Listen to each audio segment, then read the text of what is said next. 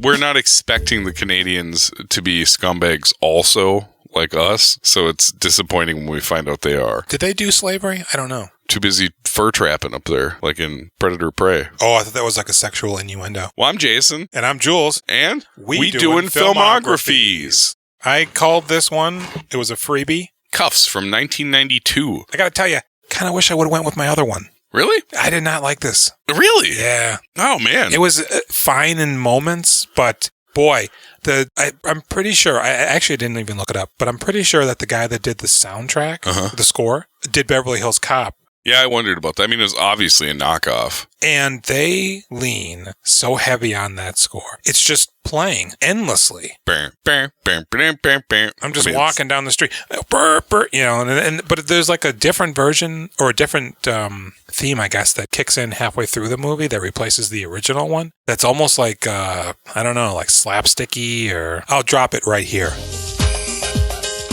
Huh? That was a good one. Like Bill and Ted? Oh, man. Should I get the synopses up so we can just dive right into it? Yeah, go ahead.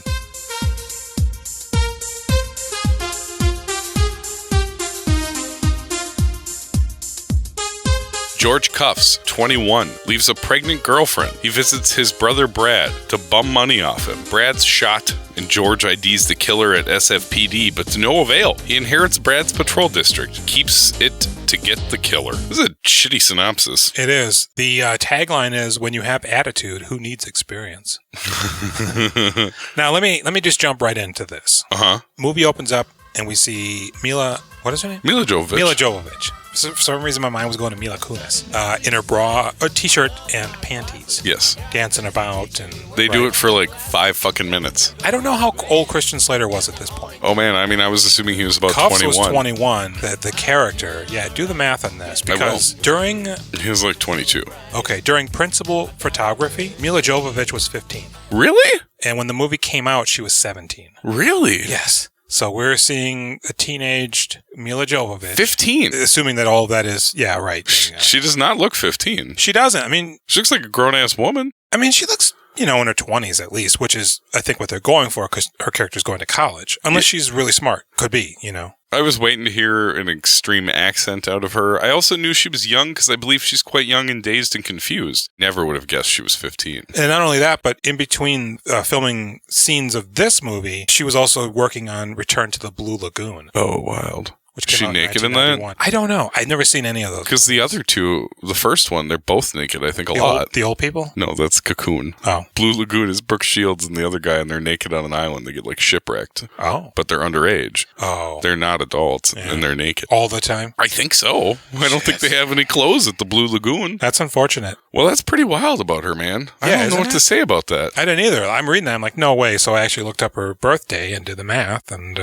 sure enough. Does that make me bad, then, for being like, oh, she's cute? I mean, Mila Jovovich, you're very good looking. I think we're innocent in this one. I think the production probably is a little guilty. Because there's one point when he throws her kind of on the couch and she's like spread eagle. And at first I was like, what? Did I see some roast beef? You know, like she was eating. Here's something that I felt like I discovered watching this. Christian Slater's a baby boy in this. In my brain, he's always been an adult and cool, you know? But now watching this when I'm 40 versus I was 10 when I first saw this. Yeah. It's like, well, this kid looks like he just graduated high school. Yeah. He does not look like a man yet. Yeah. He's at this weird in-between stage between like teenager and man. It's funny you say that, yeah, because I think thinking about it now, hearing you say that, that's exactly how it hits me. You know, like it was, at first it was refreshing that it was of a time where he didn't need to be jacked to shit. No. Just for the 5 minutes we see him without a shirt on. Well, maybe there's another sequence later where he's also shirtless. Nowadays, you know, they would put him through the fucking Marvel ringer. Yeah, he'd have to have a pretty sculpted body. It would be ridiculous.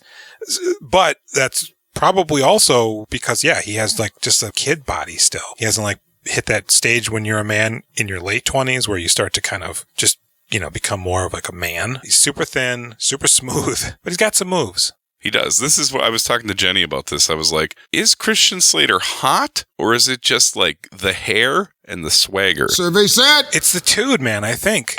she says he's hot, but I think most of the reason I like Christian Slater is he's cocky and he's got that cool hair. And that hair is not even cool now. That's not cool hair anymore. Oh, God, no. That's like some Ryder Strong fucking Boy Meets World shit right there. Or like some white supremacist. Anyways, yeah, I think it's the two, because looking at him, there's not really anything necessarily going on there. He's not unattractive. He's like good looking, but he's not like, wow. He's and I think I feel the same way about like a Josh Hartnett. Sure. You know, they're similar, I think, in feature. Well, I think it's a little confusing for us, too, because we don't necessarily want to have sex with men. True. Right? Or even kiss them. True. Whereas we're basing it on, like, who we think looks cool and who we want to be friends with. Yeah. Who you want to go ride motorcycles with. I don't ride motorcycles. Who do you want to gleam the cube with? Fucking Christian Slater for sure. Yeah. Put on that glove so you can take corners on your So skateboard. this is an insane movie. It almost feels like a sci-fi premise. Like a fucking Judge Dredd or something. It's like we live in this world where the, privatized fail and police force. Yeah. And at first I thought that meant there were no police. Basically, there are still cops, but there's like the privatized security force, right? Yeah. So the cops are going to deal with murders and like dangerous things that are happening, kind of, but the privatized police force protects businesses? Well, that's what I was wondering, because when he's first stuck with, what's the other character? Tony Goldwyn? When they show up to the paint shop that's been vandalized, they get into that fist fight because he wants to go after Kane or whatever. Mm-hmm. But then the police show up and they're like, all right, well, let's go take their statements. And so I'm like, well, what is his job if the police are just going to show up? And Callie's like, well, I think he just literally makes sure doors are locked. I think I don't know. Because they have guns. Yeah, he has 2 guns. Later on, they have multiple guns. Did you see Ashley Judd in that scene? I didn't. Man, I keep meaning to look for her and go back and take a peek, get a screenshot. Yeah, she's supposed to be in there. I did not. I read it, obviously. She's 15. It was her first feature film. JK on the 15. And she was young, but I don't think that 13? Before this, she was on an episode of Star Trek TNG. Oh, yeah. And then she did this, and she said she turned down another movie that was slightly larger because they wanted her to go nude. And she said, like, came down to her and another actor, and they were like, we want you to come back in and reread, but we want you to be nude. Lori Petty in Point Break. Hey, maybe. That could be. Could be. Wouldn't that have been wild? Or is this Natural Born Killers time? I think it's maybe a little bit later. Yeah, 2 years later. Okay. Because that would have been a interesting one too. But so the movie starts, right? There's a private security force. It's a business. So you basically buy some sort of a license to own a district. It's like a gang. It seems like it'd be expensive. It does seem like it's that. It's weird that guy has it. And only has Bill and the blonde lady. What about Tony Goldwyn? He's a cop. No, he's not. What? Wait, who's Tony? Tony Goldwyn's the guy that rides with Christian Slater later. He's a police officer. What? Yes, he was suspended for... Oh, the police chief thing. Yes. So he was on suspension. Because I think the guy that, the older dude, what the fuck's that guy's name? The guy who basically gives him the news that it's his district. Pulled your brother's file. He left you his district. That means that you now own the right, along with the police, to protect and serve the citizens of District 33. Then he keeps kind of like riding him a little bit. He's a cop. Somehow his liaison to being a private security force. Is he Article 99? Yeah. District 33. It's really incredibly high concept. But I think probably true. Is it not true? That you can do this? That it was existing at this point in San Francisco?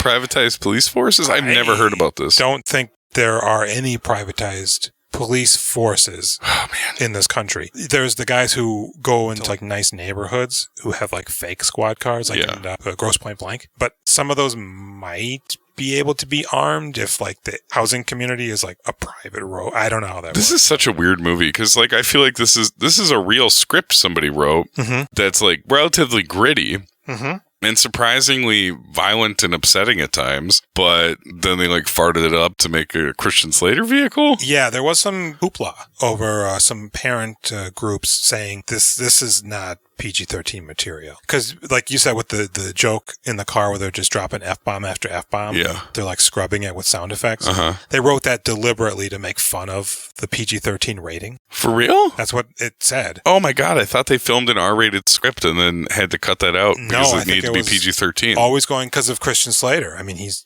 teenage girl audience. And 10-year-old Jason, who was fucking dying to see this when it came out on video. Yeah. And so they said with the amount of violence that's in there, because there's a lot of blood, too, a lot of squibs. When his brother gets murdered shortly in your plot description, it's like pretty vicious when he's fighting for his life at the hospital and they're bringing him in. They're not pulling any punches, man. It had an estimated budget of $10 million.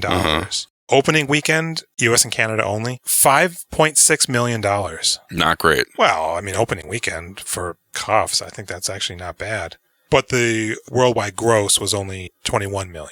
So, a little weak. But Christian Slater was probably drawing the most money. And on his way out at this point, probably. Possibly. He doesn't have many left in him after this. No, I think Gleaming the Cube was right around here. Maybe right before it or right after it. I think it's before. It's got to be before it. It may be like 89, to be honest. But I guess he really didn't leave Hollywood until Very Bad Things and, God, was it Alone in the Dark? He had 2 bombs back to back. Alone in the Dark, yeah, that was a bomb. I thought that was much later than Very Bad Things, though.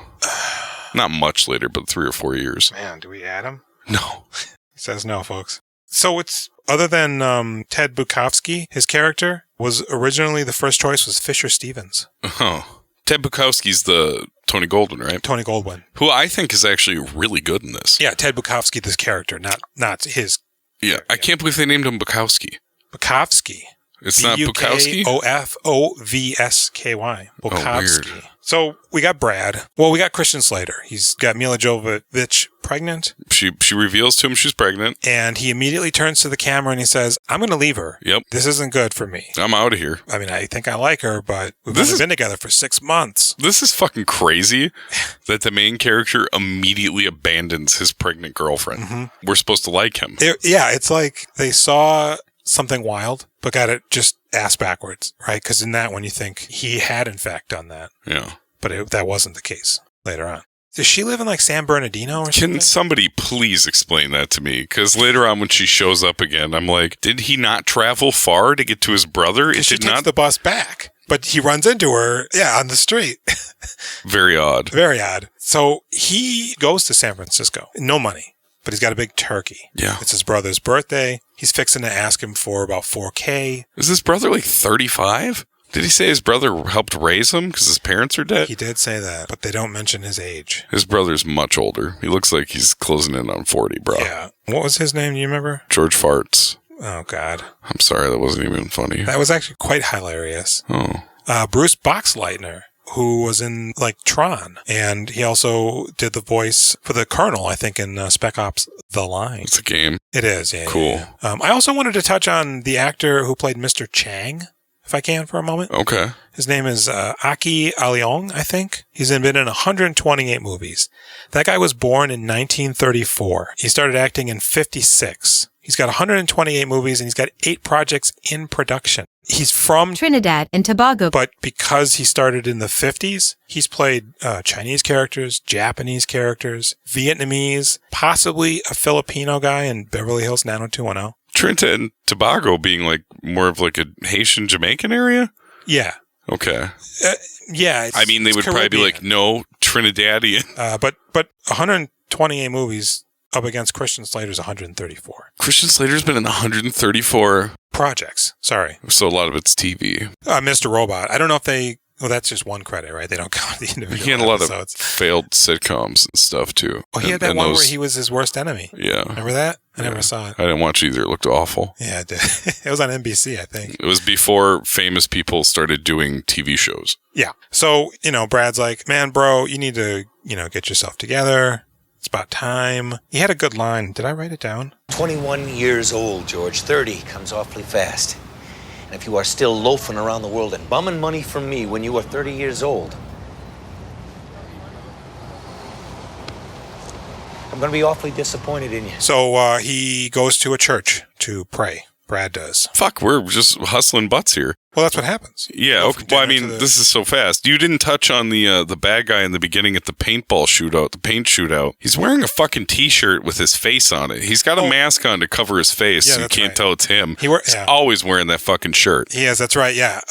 Except for when he's wearing the designer clothes. When we're introduced to Brad, they're robbing a store, but paint just gets all over the sidewalk. And who was the guy that jumped out and was shooting at Brad? He seemed like he just came out of a house. I don't know. I'm like, they're all in a van. Where the hell did this guy? And Brad kills him. Yeah, everybody's got guns in this goddamn thing, except for the people who really need them. Yeah, it's like a little Western. It is.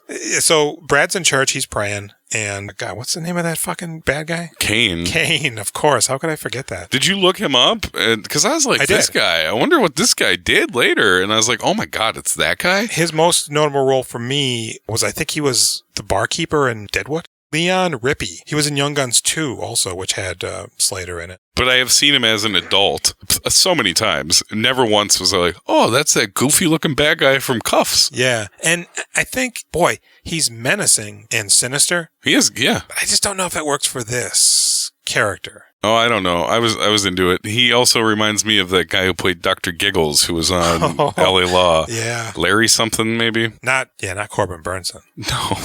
So he's praying, and Kane comes in because he is terrorizing the neighborhood, his neighborhood specifically, and he just blows Brad away. He's like, should have taken the money, and he shoots him. And then Christian Slater's outside making a payphone call to, what is her name? Maya, yeah. And he hears the shots. He runs in and he sees Kane standing above Brad. With the gun.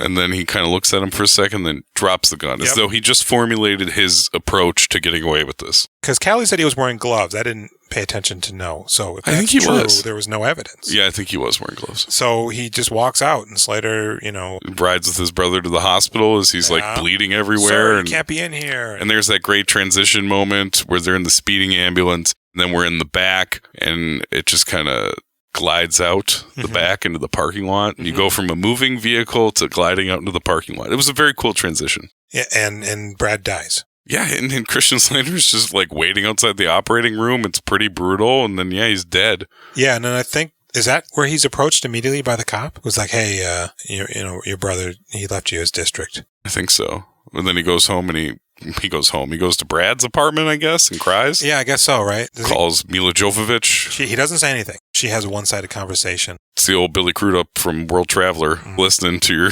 upset, abandoned girlfriend. Yeah, real shitter move, So he's at the grave, I think, then next. And he's like, oh, man, Brad, I don't know what to do, man, I was just gleaming the cube. Do they say that in the movie? They do, actually. Max Perlich says it. When I say different, I mean different.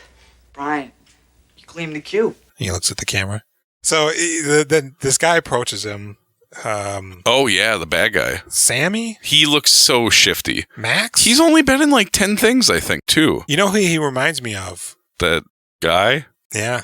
Who is that guy? The rapist from Prison Break. That guy? Oh, no. Southernish kind of guy? I think I'm thinking of like Ron Gold or something like that. Not O.J. Ron Simpson. Silver? Ron Silver, yeah. Kind of like, he reminds me, Ron Silver reminds me of Andy Garcia, but more overweight. Is that who you're thinking of? I think so. And he goes up to Kuffs and he goes, hey man, I was a friend of Brad's or something, and I want to buy your district. For how much? Deal. I'll give you $100,000 now.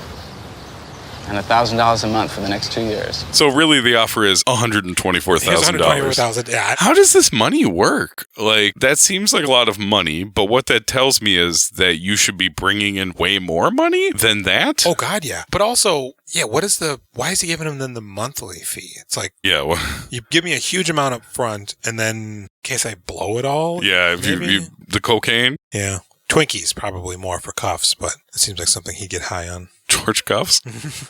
I guess we never see him drink any. Do we see him drink any alcohol? I don't think so. He doesn't smoke either. Living that straight. I mean, he's Mormon. Christian Slater? No. Oh, wouldn't that be something? That would be something. So this guy makes him the offer. He's clearly a sleazy, sneaky. Yeah, he's wearing like a satin raincoat, and he's got the fucking belt cinched. And he's got that mustache soul patch thing going on, too. He's just like, he looks like he's going to twirl his mustache. Or flash you. It's hard to say. He's Snidely Whiplash. Yep. And he goes, just think about it, and so Kuffs is like, man, I don't know. And then he goes to the police precinct, and that's when we first meet Bill, who I thought... the introduction of Bill is a toilet flush, a belt jiggle, and him coming out, because he's like a little fat? Tightening up his pants, I guess. He just took a big dump, and he's a little fat. He's so large that he's constantly defecating. What the fuck, dude? Oh, that shocked me quite a bit. Bill when they Donnelly. did that. Yeah, his name is Joshua Cadman. He is like, hey, I'm going to give you the money to take over. It's only right. I've been here. You're just a kid. I'll borrow money from my mother. And Kuffs is like, nah, I'm gonna work this job. I'm going to do this. And he's like, fuck you. Yep. You can't do it. You're a baby. Yep. And you know what? I think he's right. Because they did previously establish that he did not finish high school. Right. I know. I like how that comes in immediately. That's very specific. And it's a good thing they mention that because it comes up later. It's a big plot point. So he goes, Brad said that I can do the academy at night for 2 months. Yeah. And then shadow an officer to get experience or whatever. Mm-hmm. And so the chief guy, what's his name? Article 99. Man, you are so good at that. Patrick Pickles. Oh, man. It's fucking Troy Evans, Article 99. He plays Captain Moreno. He's still alive. He is. Looks mostly the same, just older. So I guess as you would expect in life. So he goes, all right, man, whatever. I don't give a fuck. Yeah. And then later he catches them and he goes, oh, you know what? Actually, you're going to ride along with this cop for 2 weeks. And he goes, hey, man, why are you undermining my authority? And he goes, I don't give a fuck. I looked at your financials and you got 1 hour until you're bankrupt. Yeah. You'll be lucky if you make it 2 weeks or whatever, which comes up later that apparently he owes a $50,000 title transfer fee. Oh, yeah. That's it. Okay. Immediately. But the captain doesn't appear to know that, he says at one point. And that guy comes in later. What is up with this? I don't understand the financials of this movie. How is this a feasible business if you go this in the hole? I don't understand why it's so much about a business. We could have just done a cop movie. I thought it was just going to be what was it? B.I. Warchowski? Yeah. Is that what it is? Yeah. V.I.? Yeah. That sort of a thing where it's just a screwball. I can't remember that movie at all. I know I've seen it. It's Kathleen Turner. And who's the mousy girl that's in there? I have no clue. Yeah. Okay. I'm not even going to bother. No.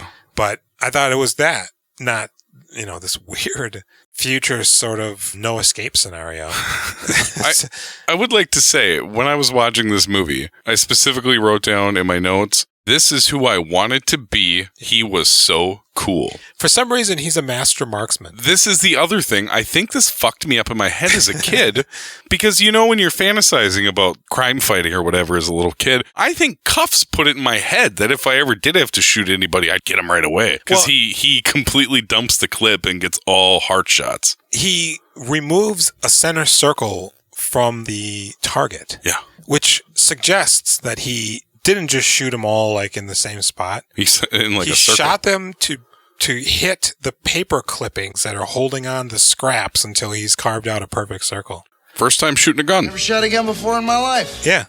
And, good on him. He's fucking... You think that was Christian Slater? Hey, man, can you make me really cool with a gun? I don't know. It worked on me, though. Because it doesn't really come up later. He just shoots guys. Nothing's wow, he shot through that keyhole. Or, So he is all about Kane. Uh-huh. Somehow he got his address. I think he had the blonde lady run it for him or something. Yep, that blonde lady who's in other things. Her name is Mary Ellen Trainor. She unfortunately passed away in 2015. Really? Yeah. So they go to Kane's and they see him dangling out a window. Oh, wait, no. They're driving down the street and he inadvertently just happens to pass Kane driving in the other direction.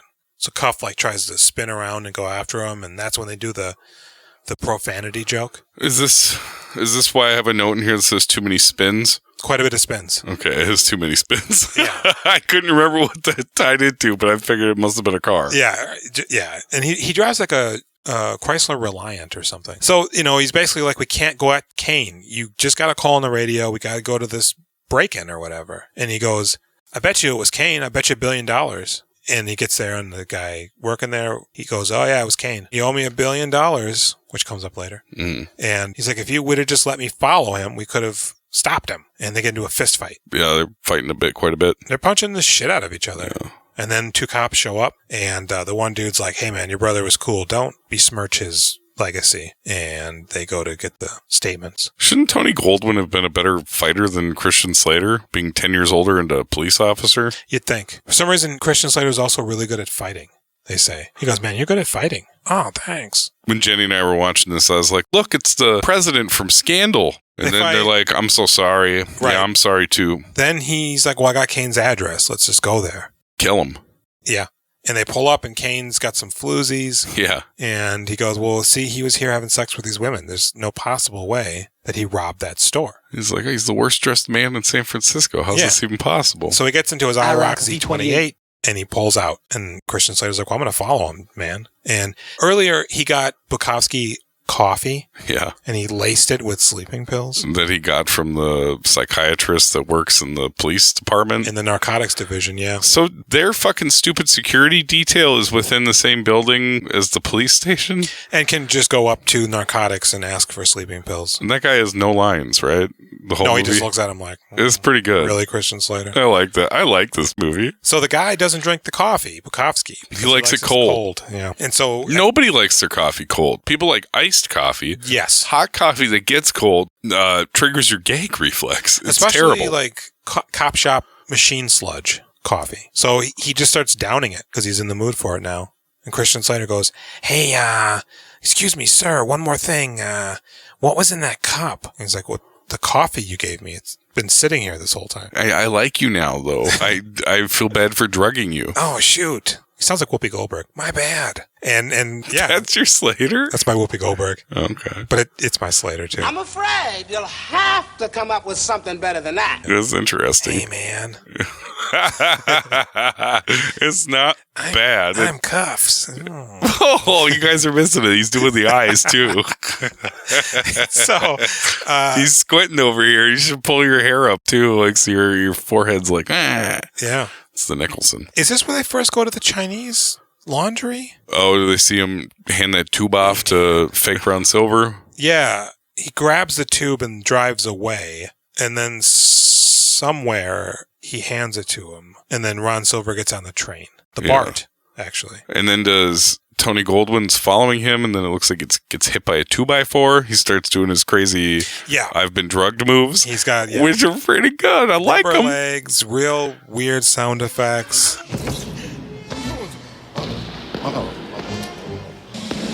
I like it. I mean, hey, why not? Oh, man, I loved this movie when I was little. You know, and so Christian Slater, I guess, has to carry him. Gets him in the car. This is so much better than The Legend of Billie Jean.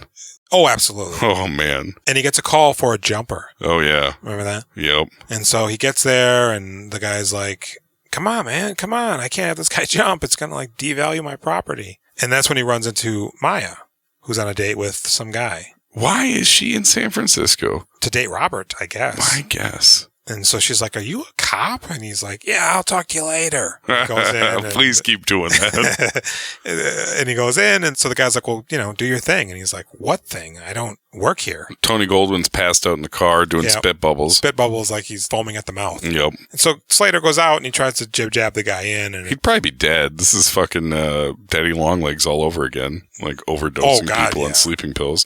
Oh, his heart stopped. You gave him too much. He can't breathe anymore. And not even like they were prescribed to Christian Slater, so he kind of knew the effects enough to try to gauge how much to give them. He just gave them like roofies for all he knows, you know, PCP maybe. And so basically then the guy decides he doesn't yet want to jump. He's going to first pull out a big ass gun and shoot Christian Slater. Well, it's because Christian Slater's shit talking him. He's like, hey, asshole. If you're gonna jump, jump. Otherwise, use the bridge like everybody else. You're screwing up traffic down there. What, are you crazy? Well, how'd I do? It's a good tactic. Kinda. It's textbook. So Christian Slater situates himself behind a chair. Weirdly behind a chair. Like standing right behind it, waiting for that guy to come in and take a seat. Now, can we stop and think about how nobody is at the window to help him in? Oh, yeah. Everybody is far away from the window just waiting for him to come in. What the fuck? Where's the fire guys with that weird round thing? The net? And they run back and forth. Oh. Yeah, it seems like a net, but it also kind of seems like a trampoline. It's probably. I don't know that people really use that. I think that's just a movie thing. If there's multiple awnings, you might be able to jump through that. But his intention is to die, so I guess it doesn't really matter. So he pulls out a gun and he shoots Christian Slater. Yep. First, the bullet in slow motion goes through the chair. Isn't this great how it's in slow-mo? Man, so much of this movie sticks in my mind from when I was little. Well, so here's the thing, though. They go through the trouble of, you visibly see him move the chair as he positions himself behind it. The bullet goes into the chair, and I'm thinking, oh, the chair is going to save him. It doesn't. It goes through the chair, hits something on his belt. Oh, the thing on his belt saved him. No, he gets shot and it actually goes through him, apparently, and he falls back. Why did he have to stand in front of that chair? He didn't die. He didn't get shot in a you die spot. Was there dialogue where the doctor was like, good thing that chair was there? I think there might have been. It's so stupid. Maybe they just wanted that effect of the bullet going through the chair and coming out the other side, the way the leather opens up. And it's a pretty good, I like it. It looks pretty good with that bullet's coming out. Something out of like Lock, Stock, and Two Smoking Barrels. Sure. Yeah, it's pretty cool. Did you know that if the milk turns out to be sour, I'm not the type of pussy to drink it? I did know that. Did I say it just like the guy in the movie? You did. I did. Nicely done. Thank you. Very nicely done. I'm a lockstock. I wish I knew any of those lines. I'm lockstock. He's two smoking barrels, and we doing filmographies. Howdy. Oh, that's pretty good. Let's change the movie. Change the show. So apparently, Mila Jovovich with Robert just stood outside the apartment the whole time he was up there because they are in the hospital with him, assuming they waited. Had she left the area, she never would have known. Never would have known. Nobody's calling her. She doesn't have a cell phone. She's not even at home. So they're at the hospital. Robert's pissed. I'm sure. You know? Yeah, this is terrible. Like, I got on my Giorgio fucking Armani. I got this hot little 15-year-old number. Didn't I just see this exact same thing in a different show where somebody's waiting at the hospital for somebody with their boyfriend? Cowboys and Angels. You're going to have to stay here overnight, but I totally don't mind, just staying here and hanging out. Except the boyfriend comes in. Candace, he probably just needs some sleep or something, right? I mean, this is the fucking same thing. All right. So she's like, hey, man, sorry that happened to you or whatever, but he's like, oh, man, it's cool. It went right through. It's clean through. Yep. I'm just going to put a Band-Aid on it and I'm good to go. Yeah. And he's like, I still have feelings for you. And she's like, well, why are you with Robert? Because you abandoned me, you piece of shit. Remember that? Yeah, and this is all you're doing, you fuck. We were happy. You called me and pulled a fucking World Traveler. Get the fuck out of here. Thank you for calling it that. And so, effectively, he goes back to work. Her boyfriend, who does he look like? A Dolrit. He looks like a Dolrit. Oh, man, nice call. Knock off Dolrit, man. So he goes back to work, and Bill's like, you know what, dude? This shit is mine. Get out of here. There's like the community's behind me. Since I have taken this job, I've been shouted at, I've been bribed, I've even been shot for you people. And now you're telling me you don't believe in me? He goes, I'll tell you what, I'll fight you for it, Kuff says to Bill. This is good. Bill's I like this too. I like this a lot too. And so Bill's like, you're not serious. And he starts doing his shadow boxing, and the lady's like, Come on, Bill. Come on, Bill. He was Golden Glove champion twice, George. Forget it. And so Christian Slater just kicks him in the nuts. Yeah. And then punches him in the face. And he goes, I win. And so he's in charge now. When did he kiss Mila Jovovich yet? Did they kiss in the hospital? I don't know. Because I have two pretty amazing quotes from this movie. George, come on. You're getting a hard on. She says that to him. They hug, I think. Oh. As she comes in. George, come on. You're getting a hard on. That was a real fucking sleazy sentence in the middle of this movie. Another great one later on. Love and kisses on all your pink parts. Yes. He breaks into the car of the sleazeball guy, Rick, or whatever, the main bad guy boss. The boss, the kingpin. The kingpin. And he's like, hey, oh no, right before that, when he comes home from the hospital, Kane is in his apartment. Oh, yeah. And he's got a sack full of money, $25K. He goes, just take it and look the other way, bro, or, I'm going to shoot you. Huh. And he goes, okay, well, I'll take it. But doesn't he negotiate for $37,500? We find that out when he breaks into that guy's car. Yeah. So the valet brings the car up. Is my pal Kari in there? Could have been an homage. Who knows? Telus Savali? Telus Savalas. You kept calling him? That's what I called him as a kid. I hear myself getting outraged at the podcast and laughing at the same time. Telus Savalas. Who loves you, baby? And so the guy gets into his car and he just speeds off. He crosses an intersection with no regard for either cross traffic if they have the right of way, or anybody going in the same direction as him, or anybody coming. I mean, he's just out of there. Kuffs pops up. He does a peekaboo on him. Yeah, he does a peekaboo. This he sure felt does. very Beverly Hills Cop. Oh, sure. Yeah. And he's like, hey, I'm just joking with you. I'm not funny like Eddie Murphy, but I got my swagger. Mm-hmm. And he's like, yeah, your boy Kane came to see me. I know you're working. He's working for you. You're doing some sort of a weird land grab, probably to, renovate whatever. And he offered me $25K. I said, how about 30? And I think we settled on 50 and he settled on 37. So he has $12,000 extra on him. He immediately starts spending that money too, doesn't he? Oh, I think he buys a couple guns. Everybody's got... I think that's later before the big shootout. I think it is too. It is because he doesn't have money then. Real Western movie. Because it is a Western. Bukowski has to pay for it. So we learned that Bukowski was he fired or was he just suspended? He was suspended. Because not only was he sleeping with the chief's wife, she moved in with him. Oh, maybe he did get fired. And she also brought with her the Corvette that she shares with the chief. She's hot and young, just like him. And the chief's an old man. Looking. Oddly enough, she isn't in the credits. Oh, really? I thought I recognized her. How predominant her role is. Do you not recognize her? I feel like I recognize her. I kept thinking of the mother from Bill and Ted, but I mean, it wasn't her, but just the sort of role kind of gave me that feeling. But he basically is like, I'm going to call the chief and tell him that you're in my car and everything. And Christian Slater just hangs up when he hands him the phone. And he's like, I don't want any witnesses. Look, yeah, I'm going to take you down. I'm just going to get out up here. And he leaves. And so the guy's like, oh, you broke into my car. You're dead. It's war. So he has Bill watching that guy's valet stand. And he's got ice pack on his nuts and he's talking with a high-pitched voice. That's so stupid. He's talking normal and then he adjusts it and he goes, hasn't moved since. I feel like I get hit in the nuts pretty regularly. I've got kids. Yeah. I go like this. Ooh. Are you okay? I need like a minute. Am I okay? You did this. Like 1 minute of heavy breathing and it won't be too bad. That was the truest bit on Family Guy. And he's just going, ooh. So he's got the blonde lady also watching Kane, I think. And he's trying to get a warrant for the Chinese laundry. But the guy's like, hey, you need evidence. You know, this isn't a rodeo. But now the guy also knows that he owes $50K to that other guy. And he looks like the history guy on the internet, on YouTube. Monosodium glutamate deserves to be remembered. He says that a lot. Shaking my head, no, I don't know what you're talking about. I know you don't. You don't listen to this smart stuff. I don't like your mocking laugh back at me. I was with you till I felt like it was hurtful. And so stuff's happening. Eventually, Kane shows up at Christian Slater's apartment. Well, because he has a date. That's the flower thing. He goes, when he's like, Bill's like, hey, it's okay over here. He goes into the flower shop. Kisses on the pink parts. And, oh yeah, the gay florist. Yes. It's played completely normal. No joke about him and his partner at all. Have you ever been married? Going on 18 years. What's it like? You know, I mean, is it still fun? You still like her? Him. Yeah, it's great. You know, it has its ups and downs, of course, but it's great. Thank you. Yeah. I liked that. Yeah, and the guy had a really cool part. Yeah. And even when he was leaving, he goes, wait, you said you wanted to change the card? And he says something a little bit more heartfelt. Oh, right. Dear Maya, I really, really miss you. Would love it if you came to San Francisco tonight for dinner. But even if you can't, I'd still love to talk to you. Love, George. And the guy's like... Better.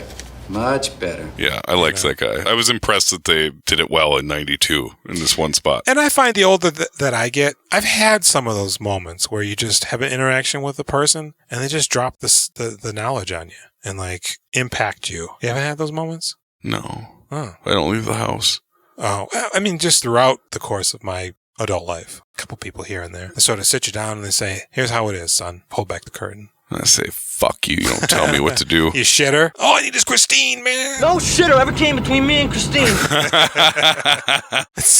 And so he gets into a shootout with Kane. This is so good, dude. Fucking, he's boiling corn. He's getting food ready. He's so stupid when he boils that corn. Yeah, he thinks Mila Jovovich is at the door. He opens it. It's Kane. He's got a fucking an Uzi. It's got a couple clips to go with it. It does. It's got a short butt, too. He shreds his apartment. Just fills his walls with bullets. I'm sure kills his neighbor. I know. I was going to say killed everybody in the building on that floor except for Christian Slater. Stands in one spot and just turns around 360 degrees. It's like a video game. And just shoots everything. It's so exciting. Yeah, he's like on Smash TV. This is fucking awesome, dude.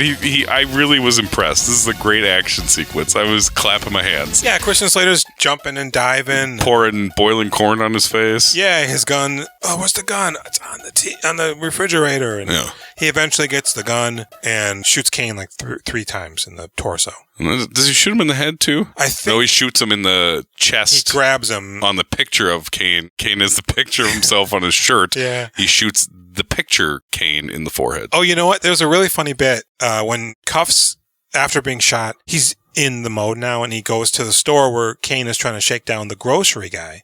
He's trying to buy the place. Mm-hmm. And Kuffs is like, hey, I'm going to have to ask you to leave. Yeah. And he goes, I paid you.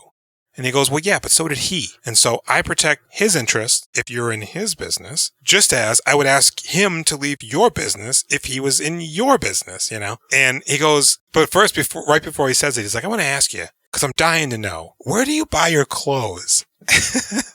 Are his clothes that bad? They're interesting. I think he's kind of dumb looking, but I feel like I think they're fashion forward. Yeah, I think he might be cool. It's odd. Yeah, it's like, I don't want to wear his clothes, but he should be like an art dealer or something. He should. Like he belongs in a community that's around the runway. Or we should see him doing cocaine, I feel like, at some point. That would also explain his hip clothing. Mm-hmm. But instead, I'm just a criminal. Why do you think those women were there? Because he did rob that place, right? We're led to believe. And then moments later, he just had sex with those two women really quick. They made it seem like they would have had to have been there for much longer.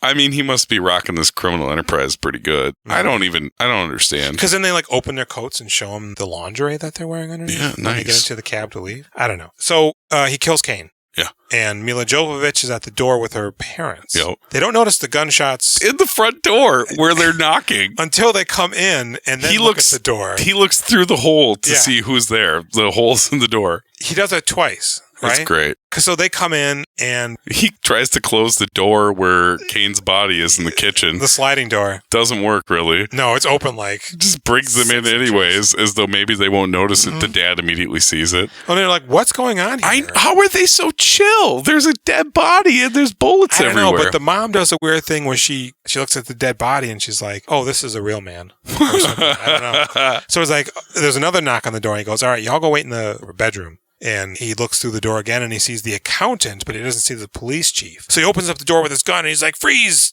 Cracker Jack. And the accountant just goes, yeah. What is with that? I don't know. I remember that too from when I was little. Faints. It's great. Sorry.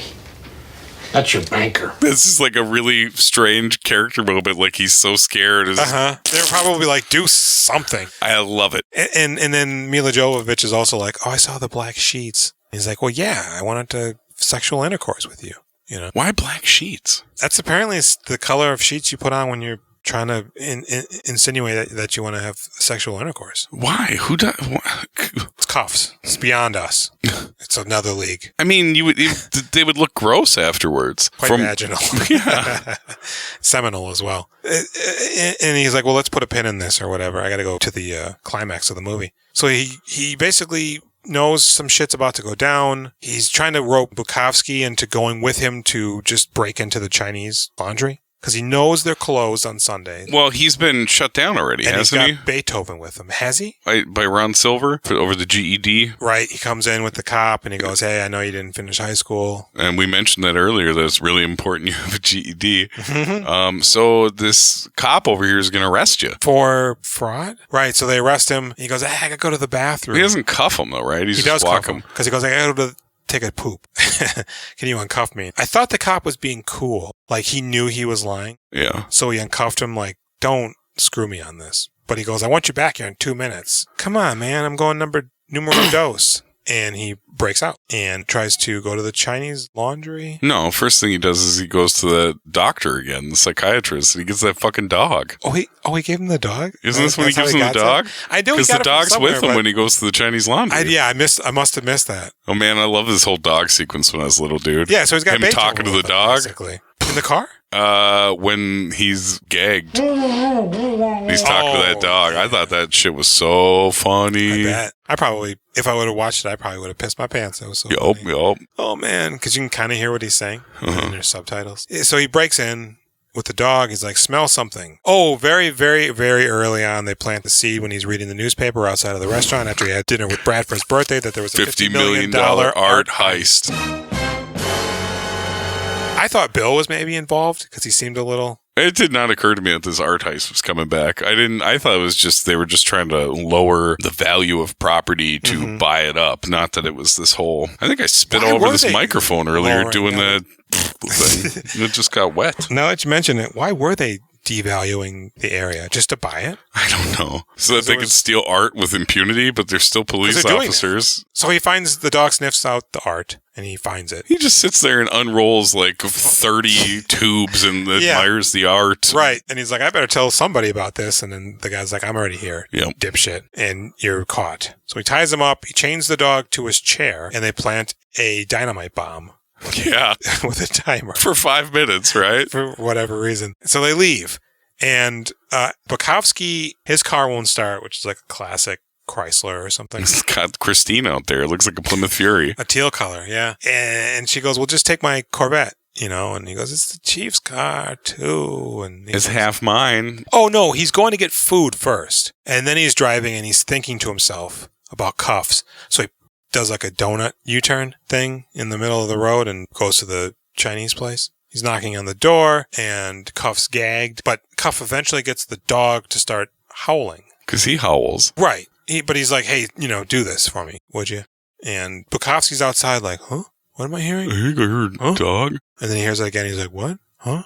And he like mopes around. And the timer was 5 minutes on this bomb. Manages to enter the same window, slides down. He's like, I'm over here, asshole. And he goes, oh, Kuffs. And he saunters over. What's going on? He's like, I'm gagged, dipshit. And he goes, there's a bomb. Then him, Tony Goldwyn, and the dog all explode out the window. Well, first, I'm pretty sure the bomb was already like down to 3 seconds when he pulls the bomb already would have exploded when he 10 pulls minutes the ago. gag off of him. And they dive out the window, and then they get up and start running away, and then it explodes. Yeah. And it's massive. You know what's great is when the dog and him are in the laundry area, the dog keeps looking at Christian Slater's hands, looking for the treats that they are using to make him act. It's like he just keeps looking at Slater's hands. Well, and the main bad guy, he also says to him, hey, Kane was my friend from like childhood. You know, we grew up on the It was a real Barksdale and... Wait, I want to say Clipper, but that's not it. It's not Shooter either. God damn it, I knew this. Stringer Bell. Stringer Bell. It's that sort of a thing, it seems like. They kind of grew up, but one was more business-minded. So somehow they know where the deal is going on. And they go to get guns from the gun store. And he's like, I'll take a 12 gauge. And Christian Slater's like, give me 2 Beretta 9mm whatevers. And he goes... Oh, you know what? I should probably have that gun too. Bukowski goes, give me that gun too. And he goes, shoot, maybe I need that one too. And Christian Slater's like, I probably need a 12 gauge as well. And it's kind of funny. The gun guy is kind of doing a little bit of a bit with them. And Christian Slater's like, do you guys have the bullets that shred? And then he goes, I don't have any money. And Bukowski's like, fuck. And the police captain guy, he goes to the officer who lets Kuffs go. He goes, you know what? He's kind of sniffing around. What if the main bad guy is actually a bad guy? You know, let's give him a couple hours, see how this plays. Yeah, that was impressive. It was super impressive. I liked that. And smart. Yeah. You know, and then they get to the Chinese laundry, which I don't know if it's necessary that I specify it's Chinese. You say it a lot, yeah. But that's what they call it in the movie. Yeah. Even though the guy working there isn't Chinese. He's like a surfer dude. Do we see not who works there? The owner has to work there for it to be legitimate. And maybe they only wash Chinese garb. That's why they're a Chinese laundry. Not the guy that owns it is Chinese, but the fact that they only handle Chinese traditional garb. Did it sound like there was a monster upstairs for a minute? It sounded like somebody was closing a toilet to me. So they get to the rest of the laundry, and they see the chief's car has exploded. And he goes, oh shit, chief had to like save up for like 5 checks for that. 5 months, maybe? I don't think it was a money thing. I think he was on a waiting list for the waiting list, right. Because he's flush. And he goes... I should not have let this occur. Do we even see the chief ever in this movie? No. No. And so somehow Christian Slater knows where the art deal is going on. It's in a parking garage. Yeah, he just says, I know where it's happening. But we don't know why. No, it's in a parking garage. For some reason, on the top of it, the most exposed part of a garage, if anybody were surveilling them. Right. You know, and he's just got all this art in a van. But they're on the lower part of the top part, right? Because Christian Slater and Tony Goldwyn are above them, right? When they're looking down, they're at them. Is that crazy talk? I don't know. I feel like there is a part where they are up there, but then they're right in front of them because everybody just starts shooting at them. So the guy buys the art and he goes, hey, I'll throw in the gold van for you. What is that guy's name? It's like Mr. Toshihito? Oh, I don't know. Mr. Ikawa? Mr. Tostito? No. Is he from El Paso, Texas? Oh, God. If you type in Mr. Toshihito, it's just a bunch of bizarre sex stuff. It is. You see that we have this like frog nutcracker back there? You see that frog? I see that. Why? Nobody's talked to me about that and been like, the reason we have this is... Why do you have it? I don't know. There's just a frog nutcracker. At least like the other ones I feel like I've seen, but this fucking Santa frog, I've never seen it before in my life. People just put that up. So they show up at the art thing and there's a big shootout. Just bullets are rip-roaring everywhere. And the dude buying it, I think he gets shot right away, right? He's the one that crashes the van. Everybody just gets shot. Why would he be driving the van? He's got $50 million or he's so much money that he bought all this art. And for some reason, does Bill and the lady show up? Yeah. It's unclear the backup. where they are in relation to the shootout. It seems like they pull up right in front, but then they don't show them. They start getting shot immediately. And then they get out and everybody pretty much gets killed. That's bad. Yep. Except for one guy, he's like, fuck this, and he gives up. Well, he's like, I'm going to still kill you. And then they shoot the guy next to him. And he's like, okay. You won. So sorry about this. My bad. Can I just... And Kuffs is chasing fake Ron Silver. In a car? Well, no, I think Ron Silver gets in the elevator, and then Kuffs is jumping stairs to get to him. He tries to, right, and then eventually he can't catch up to him, so he just shoots his shotgun through the doors and severs the elevator's cable. This is crazy. And I forgot about that. Falls the last 2 floors? Maybe? That's pretty wild. So then he runs down there to get him while he's in the Vader. But he's not in the Vader. He's not in there. He's around a corner. And so Kuffs, he wears cowboy boots in this movie. Does he? Yeah. Kuffs or Ron Silver? And so he's looking for him. Where's he at? And then Ron Silver comes out from behind a different pillar. And he's got the drop on him. And he starts shooting at him. And he goes behind a pillar. He shoots him in the arm. He shoots Ron Silver shoots Kuffs in the arm. Spins him around. He goes behind a pillar. And he starts shooting at the pillar. And then Kuffs comes out from behind the other side of the pillar and shoots him and kills him. And then the chief shows up. And case closed. Not the chief. The captain. Sorry, not the chief. He seems like a chief, but he's the captain. And he goes, well, that's that. That's the end of that chapter. Way to go, Kuffs. That's all she wrote. Oh, and then we cut to him with his baby. Yeah, sometime later, several months. And he's dancing with probably about 9. And, when he was dancing with that baby, it's real cute. But I was thinking about how, like, I wouldn't want my baby to be in a movie. I don't trust Christian Slater to not drop my baby. She goes, what are you doing? Give me that baby. I thought you were washing the baby. And he says, nope. Just talking to the camera. Because he talks to the camera a lot. The fourth wall breaks. Constantly. I used to think it was really cool. This time I was like, it's fine. It's a little unnecessary. Yeah. It doesn't really serve a lot. It's supposed to make him seem cool. Can I ask you a question? Please do. Why does he wear goggles when he showers? Is he scared to get water in his eyes? I was just going to mention that, but I'm like, nah, we're way past that. I'm not going to bring that up. But that's so dumb. He's a grown man and he's got goggles when he showers. Yeah. It feels... Should we ask him? Like something out of like the... Can we tweet him? Yeah, why not? Oh, okay. You know who's on Fiverr or Cameo? Christian Slater? Skeet Ulrich. Oh, really? But when I went in there, they were like, he's not doing videos right now. He's like, you put me back on the map. I don't need this anymore. How much was he? Because we were talking about him, even though that episode hasn't aired. It has for them. They've heard it. Oh, right. They have now, yeah. I don't know, like $125? Jesus fucking Christ. Why can't it be 10? That's just it. I didn't actually, like I said, I didn't investigate like what you get to dictate that they say or do in the video. I think they usually wish you congratulations and stuff. I hear you're a big fan, and I just wanted to say I appreciate you. I hear that you really like comic books and surfing, and you do them really well, and I think that's really cool. I didn't want to make you scream. Oh, God. Okay, here's my question. I'm nobody's baby.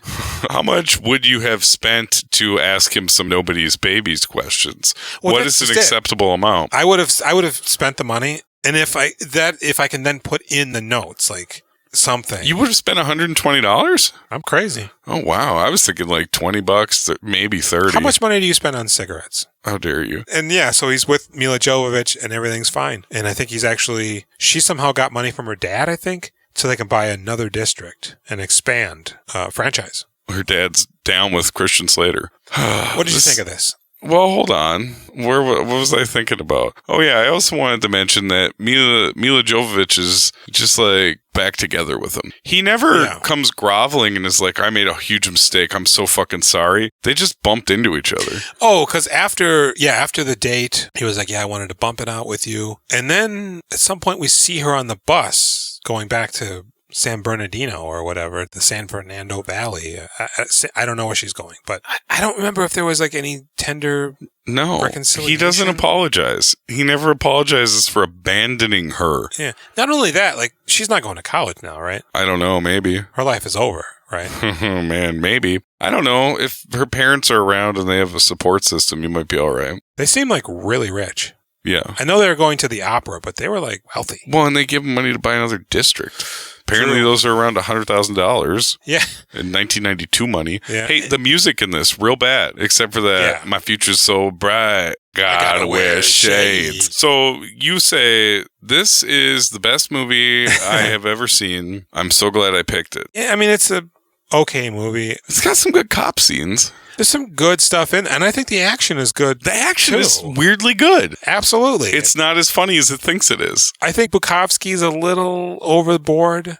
Yeah. Throughout the entire movie. Oh, he's great, though. Very whimsical and silly. He's so young, too, but he's just hamming it up like a motherfucker. I love it. I really enjoyed it a lot. I thought it was probably going to suck based on Legend of Billie Jean. I was very excited, hoping that it wouldn't be terrible. Yeah. It is a bit stupid, but I had a really good time. I had a lot of fun. And when the action scenes were good, I was like, wow, I didn't expect that. When his brother is bleeding to death in the ambulance and it's gritty, it makes you feel like sad and uncomfortable. I was like, I wasn't expecting that either. That was pretty good. And the bad guy, what's it, Kane? Kane burger with cheese. He's pretty good, man. I remember him being stupid and weird, and I like him. He's good. I honestly, and I liked his performance, but maybe for me, it's just that Christian Slater was perhaps not the right. This wasn't the right vehicle for him. No, maybe 5 years later. What are you going to, do we do a rating? Should we do a rating? Did we do a rating for After Hours?